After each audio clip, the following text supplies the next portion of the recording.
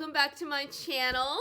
Before I get into today's review, I would love to ask you, pretty please, with a cherry on top, to like, subscribe, comment, do all that fun stuff. Now, with the business out of the way, let's get on to the pleasure. Today, I am reviewing Conference of the Birds by Ransom. If you know anything about this series, good. If you don't, where have you been? The Miss Peregrine series, in my opinion, is 2 trilogies. This is the second book of the second trilogy.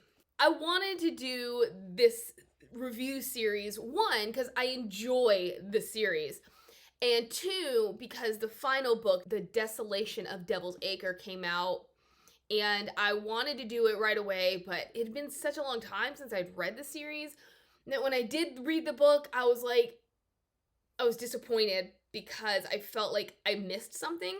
So I wanted to reread the whole thing so I could have a better perspective. However, all the things I remember about this second trilogy haven't improved, and that is, I just don't like it.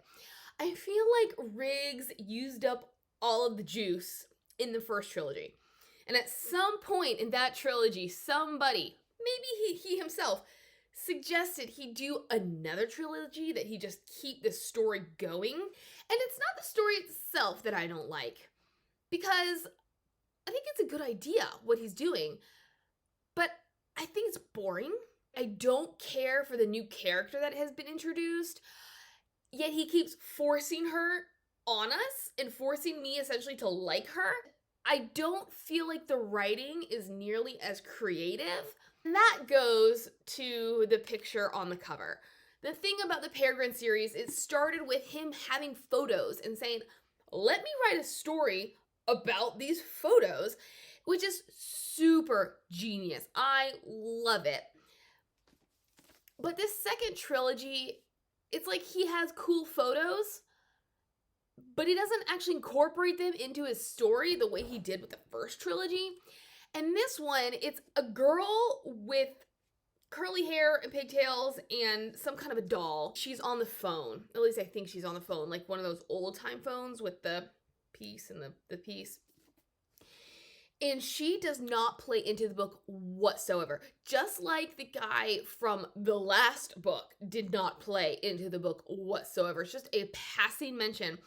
And this girl, we don't hear anything about her until the very end, like the last chapter. It's almost an epilogue. After things have happened, she calls all the Imbrans to basically be like, look, this is what's going on.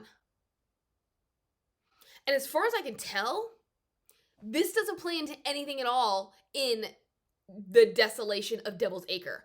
So I'm confused. What happened to Ransom Riggs is my question. What happened to his creativity? What happened to the spark that lit the flame in the first trilogy?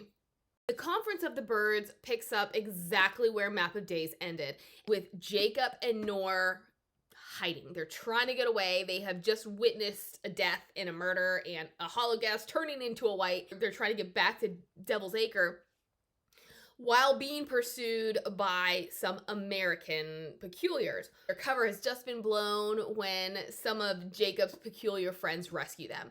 And so this is something that I remembered, but I couldn't quite remember why Jacob and Noor got separated from the rest of the clan, and I couldn't even remember why Jacob and Emma had stopped dating, seeing each other, being an item, whatever they were. That has been the nice thing about rereading this trilogy, is getting that information again. What had happened in the last book was Jacob and his friends had gone on this mission, which resulted in them trying to find Noor, who was an uncontacted peculiar, and it seems that her life was in danger. But then things go awry, and the Imbrans end up having to come break them out of essentially jail. They're all in a lot of trouble. Jacob decides, I'm gonna go get Noor by myself. Anybody want to come? And they're like, Jacob, just stop. So he essentially is feeling like his friends have abandoned him, or not necessarily abandoned him, But they're over it.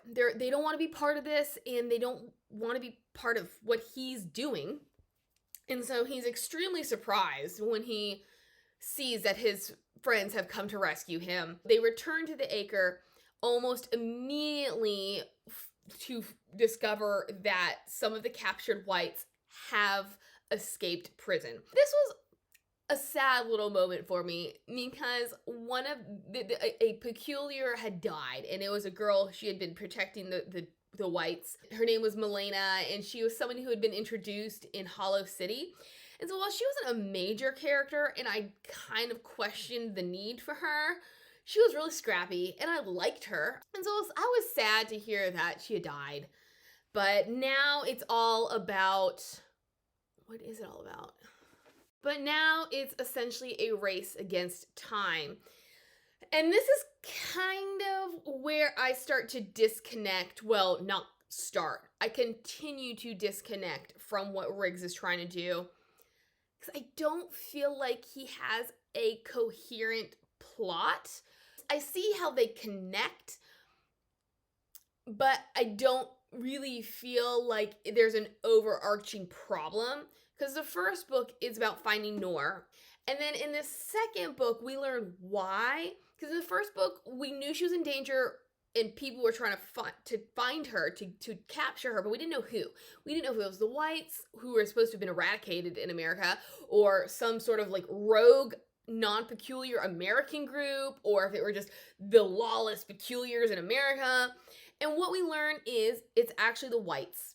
In Library of Souls, which was the penultimate book of the first trilogy, Caul, who's the main antagonist, who is also Miss Peregrine's brother, had been trapped in a collapsed loop. So we're like, oh yay, it's all over and we're all safe.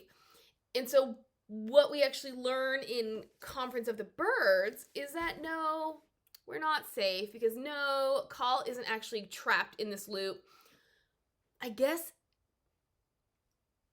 I'm getting a little bit ahead of myself here.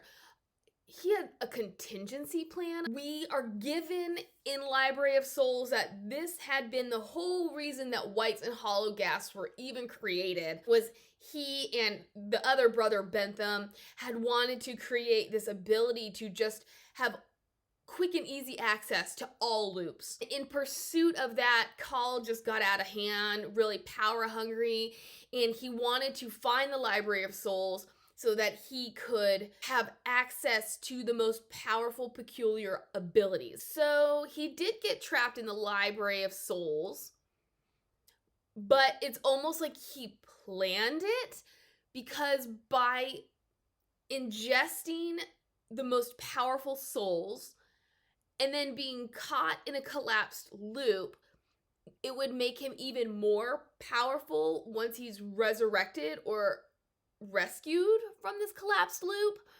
And so this is where my problem with the concept comes in, because it feels like Riggs is flying by the seat of his pants.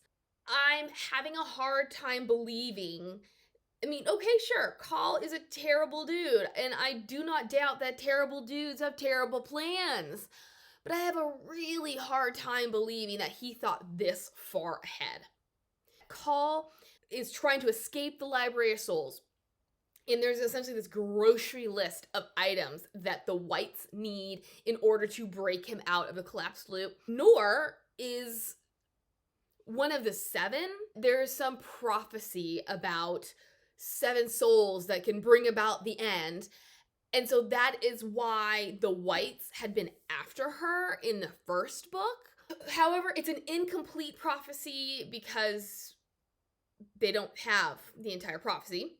Keeping Noor safe, but also then preventing the whites from collecting the items that they need to collect, which is another thing, because Bentham was the one who figured out what would be necessary to escape a collapsed loop. He'd had 2 copies, and I guess Caul knew about one. What essentially we are going to have to glean, because they are able to steal this copy from his secret office in a book that nobody knew it was in, not even him, because he'd given it to somebody else to hide. We're supposed to assume that before he got trapped in the Library of Souls, he told at least his highest ranking white Murnau this whole plan, and he told him where to find this list of ingredients. It's a little too much for me. Maybe Caul knew there was a secret office. I don't know. But they weren't friends at this point. Like, they didn't like each other because Bentham was now seeing the truth about Caul. So it's not like Caul was hanging around Bentham's house. How in the world did Caul or any of his minions know about the secret office that nobody knew about? And then how in the world would they know to look in the books in the secret office? Like, of all the places that this list could have been hidden, I mean, in all of Devil's Acre or in all of the world, how did they know to go there? Anyways, as we know, there was another list. Miss Peregrine and the Peculiar Children get it and they read it and they're like, okay, so these are the things that we need to either beat the whites to protect it, or at least try to get there and take it from them. Finally, Miss Peregrine and the Embrons say, Jacob, you and your friends are not children. You're the only people that we can rely on to go on this mission. We're gonna come with you, but like, we trust that you can do this. Jacob, Emma, and Hugh go to meet Miss Peregrine and the Embrons because they are having an issue with some of the Americans, but there is a hollow guest involved. So it's like, okay, let's bring Jacob in. Somebody had been kidnapped from one of the clans. So Jacob and the other two, they track her down only for her to essentially age forward, but not before we learn that something had been taken from her. What was taken from her was one of the ingredients. And in the meantime, we learn that Fiona is working with the whites. And this is something that I have trouble with. Fiona is one of the original Peculiar Children from the original trilogy. And she and Hugh were in love or whatever. Something I mentioned in the first trilogy was that there are a lot of characters. So he left Fiona and another character behind. In Library of Souls, we learn that that loop had been raided. One of the girls had been rescued, but Fiona had fallen off a cliff. So we're assuming that Fiona has died. It's sad, but Fiona doesn't talk. Fiona, I think, may have had one sentence in the entire original trilogy. I don't care about Fiona. Like, I care about her because she's part of the group, but I'm not emotionally attached to her. However, in this second trilogy, obviously Riggs is going to try to bring her back into play. So we get a lot of Hugh moping and angry and this and that and the other because Fiona's gone, assumed dead, nobody seems to care. And I'm just like, get over it. Like, I don't care because Riggs has done nothing to make me attached to Fiona. But here we are, Conference of the Birds. Fiona is part of this plot to bring Caul back. It's under the assumption that she is being mind controlled. Jacob and his friends, they take the kidnapped girl to this other loop. And it just so happens that in that loop is another Peculiar who had had something stolen from him by the whites. And this is another one of those things where I feel like the plotting could have been better because wouldn't you know it, you just stumble across another Peculiar who had been in possession of one of the laundry list of items needed to get Caul out of his loop. It was interesting. The character from whom it was taken was interesting, but I was like, it's just too easy. We just keep going until they head to this town. You know, we have a whole group now. Jacob and Nor are the only ones who are able to get through into this town. For some reason, the portal locks behind them and they realize everybody's dead. So this town is actually kind of cool in that sense. I know it's kind of morbid, but it's kind of cool. And this loop is essentially the home to dead risers. And the town had there'd been some kind of chemical explosion and killed everybody in their sleep. And then some Emberin had come in just in time to kind of loop the town so that dead risers, or, people with the dead riser peculiarity could use it as like a learning institution. But they had previously been invaded by the whites, which is why they had sealed off the loop entrance, and just by some fluke, Jacob and Nora were able to get in.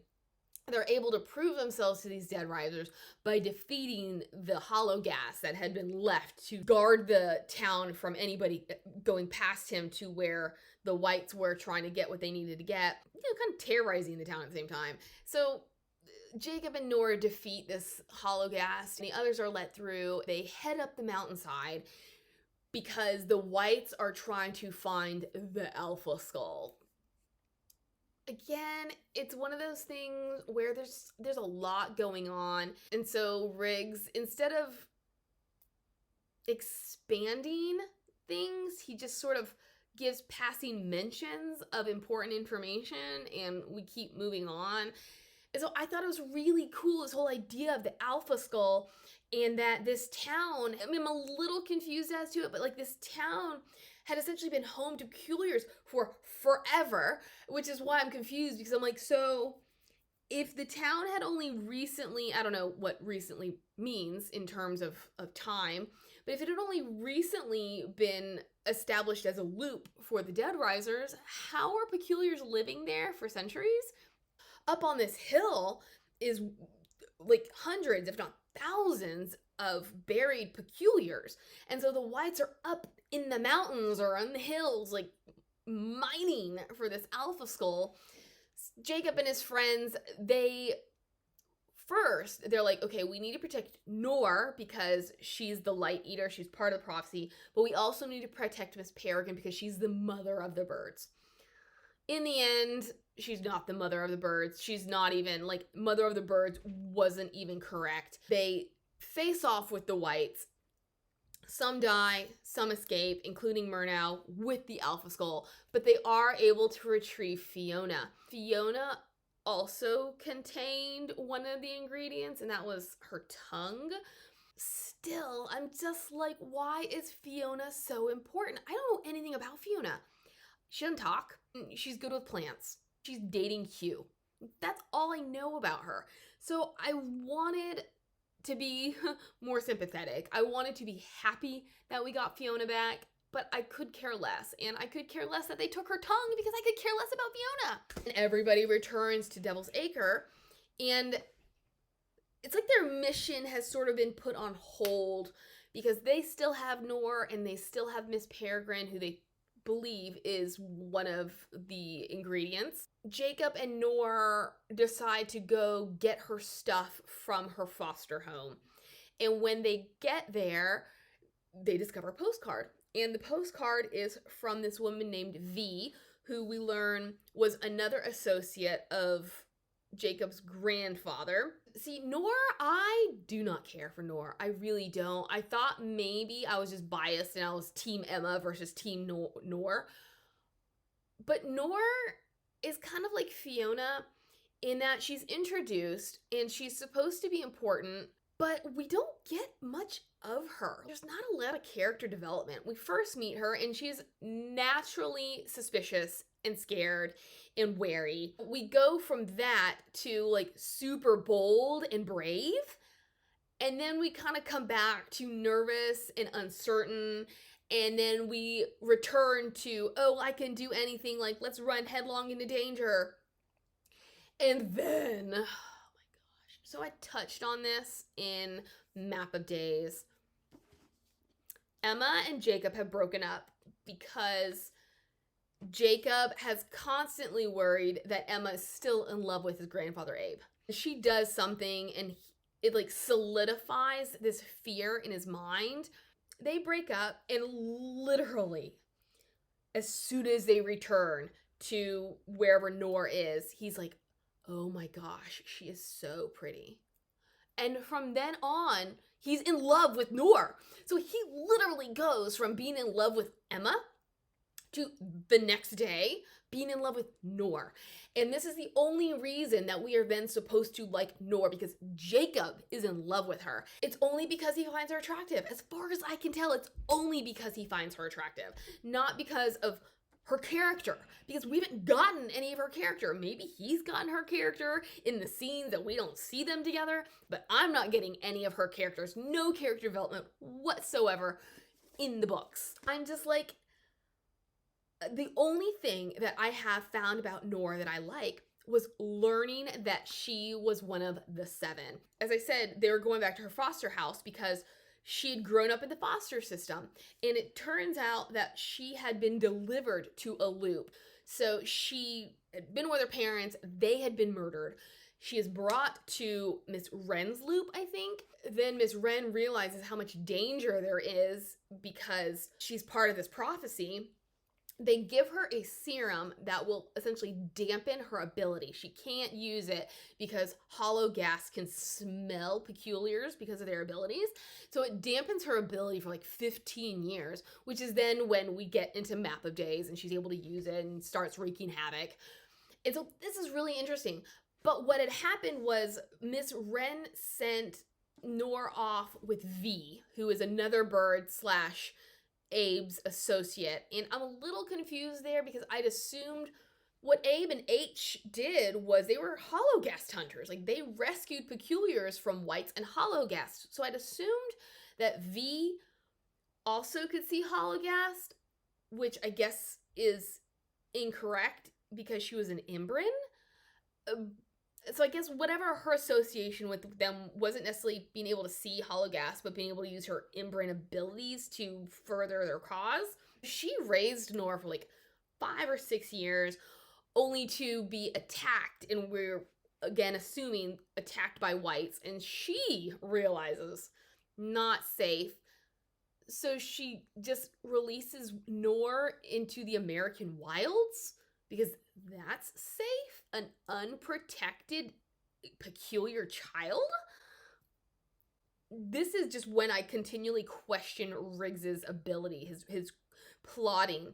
And I gotta say, I still enjoy the world building, but I do not understand the storytelling. I do not understand the plot going from Map of Days to the Desolation of Devil's Acre. It's not tight. It doesn't make sense to me. So that is the only thing that I think is interesting about Noor, and it's not even something she's done. It's just something about her. They get this postcard from V, and they'd been trying to find her loop. They're like, oh my gosh, why don't we just go see her? Let's go reconnect. When you know, it's a trap. And this is something I also don't understand. They're able to find V only for Murnau, Caul's head white, to show up, shoot V in the chest, carve out her heart, and leave. But when he shows up, he says, we've been looking for you a long time. From the point in which Caul is trapped in the loop to here, it's maybe 3 months. So I guess that could be a long time. But it feels like it's much longer than that.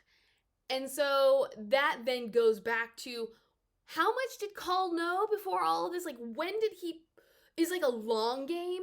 When did this long game start? Like, did it start way back hundreds of years prior when he got trapped in that first collapsed loop and he realized, like, this is how I can be the ultimate peculiar, the most powerful peculiar known to man?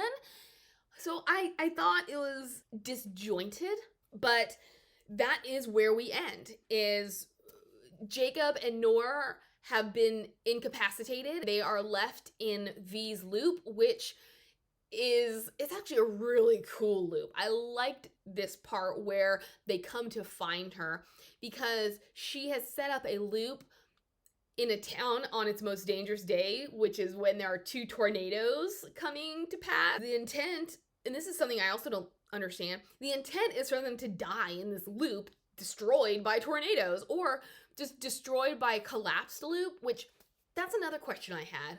And maybe this is me not paying close enough attention. Is there a difference between a collapsed loop and a lapsed loop? Like when Jacob first finds the peculiars in the very first book, what happens is a loop, we all know a loop has to be restored every day by the inbred that lives there. So when Miss Peregrine is kidnapped and she can't reset the loop,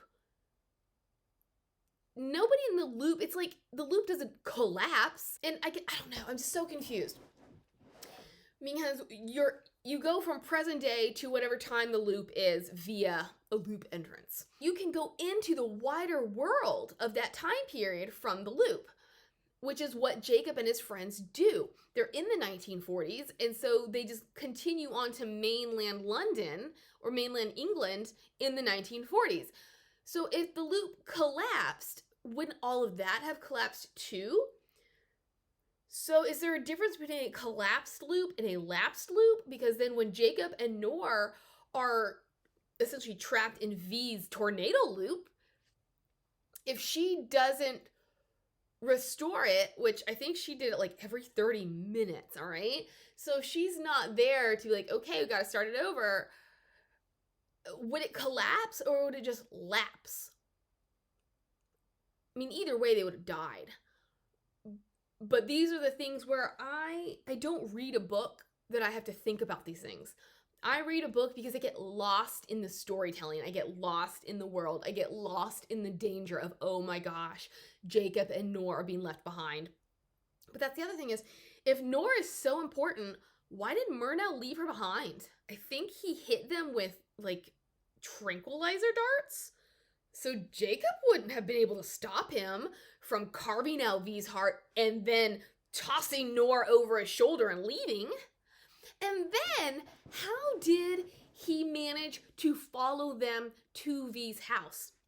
Because what happened is they get the postcard, they follow it to the address, which is a storage unit. They meet this guy there, and they help him put something in a storage unit, only to realize that the loop entrance is at the back of the storage unit. So they're like, oh, this guy, I guess, must be protecting the loop entrance, when in fact it was Murnau in disguise. And the only way they were able to get to V's house was via a lullaby that Nor, and this was something that had been kind of planted up till here, that whenever she was nervous or frightened, she would start humming it, and Jacob starts to notice it, and then he's like, oh, I wonder if there's any of these words.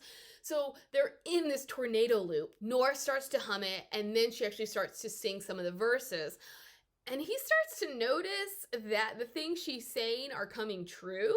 So they follow these verses to safety. It's like, okay, so 1, 2, tie my shoe. Let's bend down to tie the shoe, and a tree goes over our heads instead of decapitating us, something like that. So if they are just barely making it through each of these catastrophic events, how is Murnau avoiding those events as well? Because as he says in a couple of pages, they've been looking for V forever. So it's not like he's gone into this loop and figured out each step, because otherwise he wouldn't have needed to follow Nor and Jacob. And if he knew where the loop entrance was because he was guarding it or whatever, like tricked them into coming to it, why did he need them to go through first? Like, legitimately, they end up at a convenience store. They go into the specific aisle they're supposed to go to according to the song, and then everything else in this convenience store is blown away in a matter of seconds, except for this one little aisle. So if they are making it by the skin of their teeth, how did Murnau, without any protection whatsoever, make it too? Because it's not like they noted, oh, hey, we got into the store right before the other guy. No, like there's no mention of anybody else in their vicinity consistently. So I know I'm overthinking it, but at the same time, that's what plotting is about, is making sure that everything makes sense. And so the Conference of the Birds, I had a lot of issues with. The whole Fiona thing, I mean, nor can I just say, like, Riggs is trying really, really hard to turn the tides. He set something up in his first trilogy only to say, oh, I'm doing a second trilogy, but I have some things that I need to get out of the way. he's not doing a good job of it. To me, it's saying Ransom Riggs is a dude. He's not good at writing romance. And what I like about the Peregrine series is not the romance, it's the action and adventure, the fantasy, the sci-fi of all of it. So I would have much preferred no romance. I would have been okay, because that is something that I had questioned, was how do we know what Emma's intentions towards Jacob are? So I would have been fine with bringing up that question again in Map of Days, having them break up, and then just going along. But instead, we have to introduce Nor as a love interest, and then we almost have like a love triangle because Emma is obviously threatened by Nor, so we have to get these really awkward moments or mentions of Emma's awkward behavior. And I'm just like, I don't need that for this series. It detracts from the storytelling to have to focus on Jacob's love life. I was cool with him having his first love. But then more important things happen. Does he have to have his second love 2 days after his first love ends? Ugh, I feel like Riggs continues to go downhill for me in this series. And for tomorrow's book, I have some more things to say. But we'll get to that tomorrow. That is the Conference of the Birds. It had potential, and I don't feel like it lived up to its potential. But you tell me what you think, and I'll see you tomorrow. Bye.